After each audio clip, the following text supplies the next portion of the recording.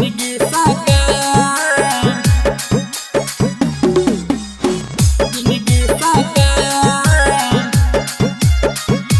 बोलो बोलो डमरू वाले बाबा की। अरे हाँ, जिंदगी साकार। सुना सुना भोले दानी तनी हमरो परेशानी, नौकरी के चक्कर में है कटल जवानी। अरे हाँ, जिंदगी साकार। सुना सुना भोले दानी तनी हमरो परेशानी, नौकरी के चक्कर में है कटल जवानी। यगुओ न यही लाई शादियो न भेल, रही गलियै हम तकुआ। सब कुछ छोरी बाबा शरण में एलिया करियो जिंदगी साकार। सब कुछ छोरी बाबा शरण में एलिया करियो जिंदगी साकार,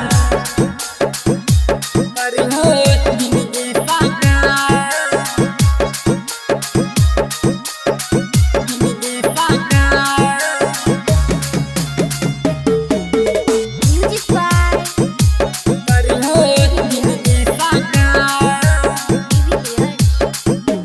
बाबा दुनिया के रीति नहीं जानलिए, पग पग ठोकर हमें खैलियो कि जिंदगी बर्बाद भेलै हो बाबा, कि जिंदगी बर्बाद भेलै हो। दिलवे में आस करी मन में विश्वास, आई गलिया तोहरो दुआर।